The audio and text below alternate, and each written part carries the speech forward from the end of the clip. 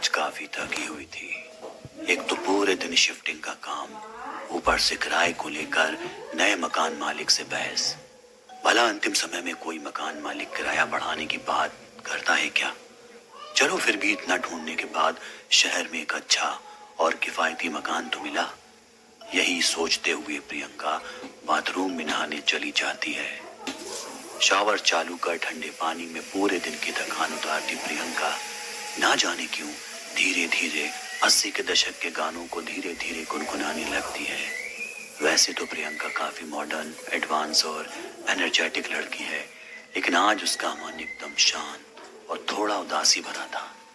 शायद घर से अभी अभी लौटने का गम उसके दिल के किसी छोर में दबा बैठा था। खैर, इसी बीच प्रियंका के घर के दरवाजे की घंटी बजती है। अचानक घंटी की आवाज सुन चौंकी प्रियंका फौरन कपड़े बदल दरवाजे की ओर भागती है। दरवाजे पर दूध वाला प्रियंका की राह देख रहा था। जैसे ही प्रियंका दरवाजा, दूध वाला तपाक से बोलता है, नमस्ते मेम साहब, मैं किशन दूध वाला इलाके में दूध सप्लाई करता हूँ। कल से आपके यहाँ भी शुरू कर दूँ।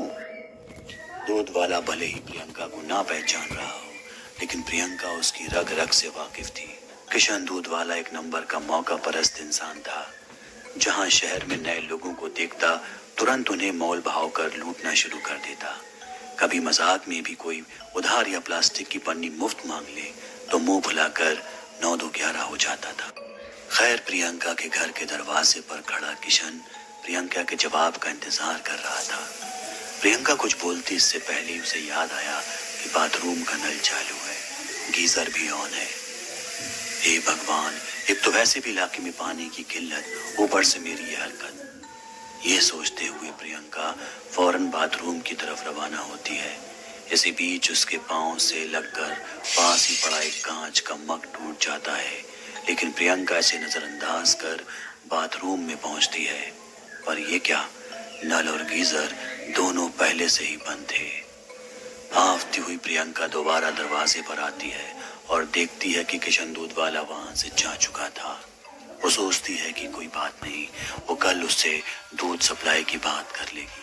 लेकिन जैसे ही वो दरवाजे की ओर मुड़ती है तो देखती है कि पास ही लगे स्टैंड में दूध का एक पैकेट और कुछ खुले रुपए रखे हुए थे। देखकर ऐसा लग रहा था कि जैसे किसी ने दूध वाले को पहले पैसे दिए हों, फिर उससे दूध का पैकेट लिया हो और बाकी बचे खुले पैसे दूध वाले ने उसे लौटाए हों। इन सब को नजरअंदाज कर जब प्रियंका घर के अंदर लौटती है तो देखती है कि कमरे का फ्लोर एकदम से साफ था। यहाँ तक कि टूटे हुए कांच के मग के टुकड़े भी फ्लोर से गायब थे। प्रियंका के दिमाग में कई सवाल थे, लेकिन जवाब एक भी नहीं। खैर, अब रात हो चली थी। प्रियंका जहाँ रहती थी वो इलाका दिन में जितना गुलजार था, रात में उतना ही सुनसान। गहरा घना अंधेरा, झींगुर की आवाजें और डरावने सन्नाटे के बीच धीमे धीमे गुनगुनाती प्रियंका कमाल लग रही थी। अब सोने का वक्त था। प्रियंका बिस्तर पर लेटी पूरे दिन हुए अजीबोगरीब घटनाओं के बारे में सोच रही थी। उसे शक होने लगता है कि इस घर में सब कुछ सामान्य नहीं है। ये सब सोचते सोचते धीरे धीरे प्रियंका की आंखें भारी होने लगती हैं और थोड़ी ही देर में वो सो जाती है। सुबह होती है, तीखी धूप प्रियंका के चेहरे पे पड़ती है और उसकी नींद खुल जाती है। समय लगभग 9:45 बजे। प्रियंका अपने ऑफिस के लिए लेट हो रही थी। वो फटाफट उठती है और तैयार होकर ऑफिस के लिए रवाना हो जाती है। कैब में बैठे बैठे उसे रास्ते में अचानक याद आता है कि जल्दबाजी में उसने घर की खिड़की, पंखा, लाइट, नल सब कुछ बंद नहीं किया है। और अब उसके जहन में मकान मालिक के ताने और उसका गुस्से से फूला हुआ चेहरा मंडराने लगता है। वो समझ जाती है कि अगर मकान मालिक को उसकी इस लापरवाही का जरा भी अंदाजा लगा तो वो उसे पहली फुर्सत में घर से निकाल फेंकेगा। बावजूद इसके वो ऑफिस का अपना सफर जारी रखती है। प्रियंका का आज का दिन काफी भारी था।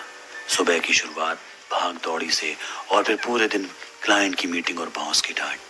प्रियंका अब घर लौटकर बस एक अच्छा बात लेना चाहती थी। लेकिन उसे डर था कि घर में पानी नहीं होगा, क्योंकि वो नल तो खुला छोड़ गई थी। प्रियंका जैसे ही घर लौटती है, वो घर के अंदर का मंजर देख हैरान रह जाती है।